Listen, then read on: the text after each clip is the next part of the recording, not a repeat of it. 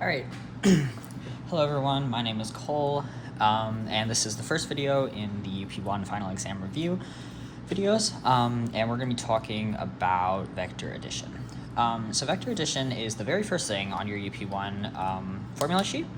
It's these first three lines here under linear motion, and it takes up a lot of the equation sheet because vectors are really important in physics when we're dealing with three-dimensional systems.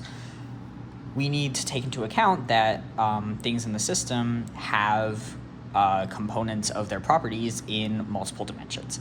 And we can't just add vectors the way we add things normally because they have both direction and magnitude. So vectors are just arrows, really. And if I were to draw out this vector A and this vector V and ask you to add them, well, it's not immediately clear how we could do that conventionally, right? Because vectors are defined with both their length. So I would call this V, big V for the length of V, and big A for the length of A. And also their angle, right? So I could take the angle from the horizontal and I could call this theta A and theta V.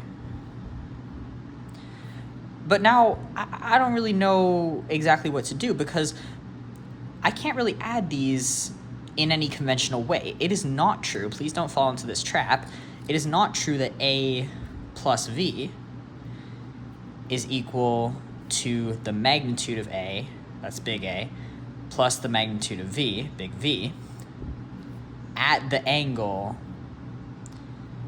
theta A plus theta V. This is not true. This is never true. Don't do that. Why is it not true? Well, we can see that it's not true when we use the geometric definition of vector addition. So vector addition basically means if I were to start here at my origin, I'll call it O, and first go through the vector A, and then make my origin the end of vector A, and then go through the vector V, where would I end up? Well, when I do that, I can see that my vector V is relative to this, again, this horizontal that I've defined. It's at this angle downwards, kind of like that, something like that. You know, I'm not perfect. That's my vector V. It's the same vector because vectors are defined only by magnitude and direction, not by where their tail lands.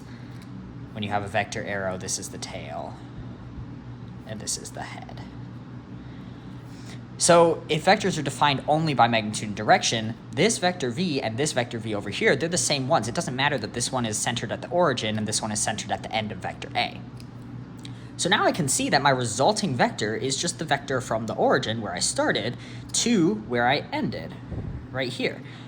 And we can see very, very immediately that the length of this vector is not equal to the length of vector V plus the length of vector A, right? Vector V and vector A are about the same size, about like that. Their lengths added to each other are going to be like that.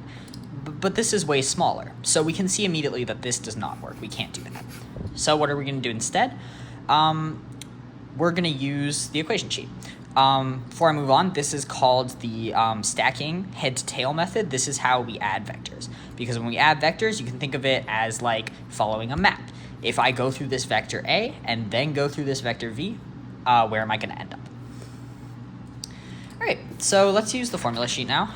The first equation that we have is for vectors A and B split up into components. And it says that if A is equal to AXI hat plus AYJ hat, and B is equal to BXI hat plus BYJ hat, then C equal to A plus B is just AX plus BXI hat plus AY plus BYJ hat. So we're introducing this new terminology here, which is I, J, and K. These are called unit vectors. So unit vectors,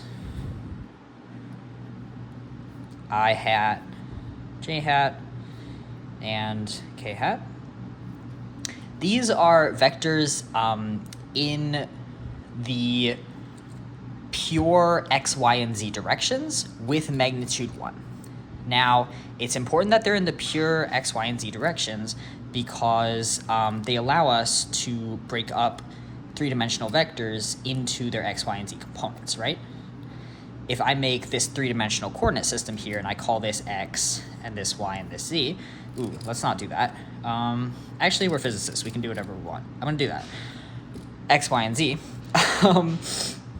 Then I hat is going to look like this. Well, let me use a different color. I hat is going to look like this. It's a horrible color to use.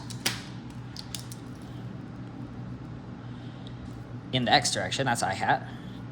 And then j hat is going to be the same length in the y direction, and k hat is going to be in the z direction. What this means is that if we multiply a scalar by any one of these vectors, that resulting vector is now in the pure direction of x, y, and z. X, y, and z. This helps us split up vectors into their components. The other thing that's important is that unit vectors have magnitude 1. So the magnitude of a unit vector is equal to 1. This is important for the scaling factor, right? Because if the magnitude of I hat were like 2 and I multiplied it by 3, now I get 6. And we don't want 3 I hat to be equal to magnitude 6. We want 3 I hat to be equal to magnitude 3. That's what makes physical sense. So those are the unit vectors. And these are really helpful because it means that we can define vectors in terms of the unit vectors. We can say that any vector w is equal to wx in the I hat direction plus wy, the component in the y direction, in the y direction, plus wk, or pardon me, wz in the k hat direction. Okay, and you don't even need actually these little brackets when you do it like that because it's just an addition. Cool, so that's just the terminology that they're using in this first part of the equation sheet. And the second part is even easier than that. The second part is saying if I have vector with these components, pardon me, if I have a vector with these components and a vector with these components, if I want to add them, I just add the components. So let's go back to our A and V example up here. I had A looking something like this, okay? That's my vector A. And I'm going to make some things up. I'm going to make up a scale. I'm going to turn it into a triangle. And I'm going to say that to get from the origin here to the end of vector A, I've gone 3 units to the right and 2 units up. Okay? Cool. Now we can define our vector A. If we have our coordinate system starting at the origin here, going out like that, that's my x and that's my y, well, I can say now that the vector A is equal to 3 I hat plus 2 j hat, right? We went 3 units in the x direction and 2 units in the y direction. Now let's do our vector v. Our vector v looks something like this. It looks kind of like the opposite almost of vector A, just downwards. So that's our vector v. And because it looks like the opposite, I'm just going to define it as such. I'm going to say that this is still 3 units and this is still 2 units. So now what's the vector v? Well, we have to be careful here because we've defined a coordinate system. And always in physics, when you define a coordinate system, you have to stick with it or else your math is going to break apart. So the vector v, we're still going 3 units in the I hat direction, 3 I hat, but now we're going 2 units downwards in the j hat direction, right? So when I define my axes as y and x, I defined up as positive y. So if I'm going down to form my vector v, I have to state that somehow. How do I state that? Just with a minus sign. Instead of going in the positive j hat direction, I'm going -2 in the j hat direction. Cool. And now we can just use the formula on the formula sheet, which is that a plus v is equal to ax plus vx I hat plus ay plus vy j hat. So a plus v is 3 plus 3, 6 I hat, plus 2 minus 2 j hat, plus 0 j hat. Cool. That sounds about right. If I extend my vector down here, doesn't it look like I've gone twice as far in the x direction and then stayed on y equals 0? That's a plus b. Awesome. And that's kind of all of vector addition. That's kind of all it is. There's a few more things on the equation sheet, and these are based on trigonometry. So again, vectors are arrows, and you can split arrows into triangles. And you not only can, you should, because it's going to help you interpret them. So what we have here, these second two things, are just formulas for the magnitude of a vector and formulas for the angle that a vector is at. So if I define some vector, let's call it z this time. My vector z starting there and ending there. And I know the components of the vector. Let's say 5 and 1. But I want to know how to define this vector in polar form. Polar form means that you define the vector as some radius, some length of the vector at some angle. And you put little things around it like that. If I want to define this in polar form, I have to figure out this angle theta and this length L, or R, whatever you want to call it. How do I do that? Well, I do that with these equations. C with the absolute value signs around it means the magnitude of a vector. That's how long the arrow is. And we're just going to use Pythagorean's theorem, right? I've already done everything. If I want to know L, and I know that this base is 5 and this height is 1, well, that's Pythagorean's theorem. A squared plus b squared is equal to c squared. So L squared is equal to 5 squared plus 1 squared. Or L is the square root of 26. That's my length of the vector. Now I want to find the angle. Well, again, I'm just going to use trig. This is very important. Let's remember our trig identity. Sine of theta is equal to opposite over hypotenuse. Cosine of theta is equal to adjacent over hypotenuse. And tangent of theta is equal to opposite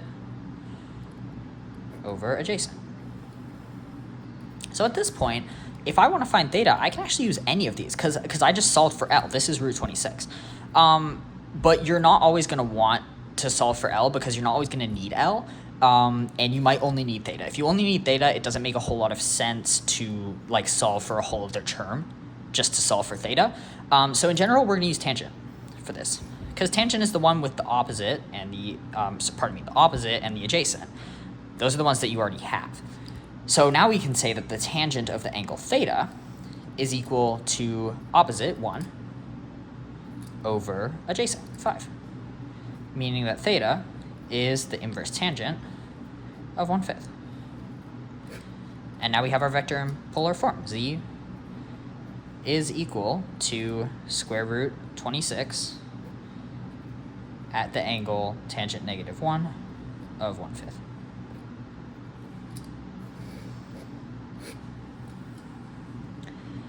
So I hope that this helped you with this very first part of your equation sheet, this vector addition.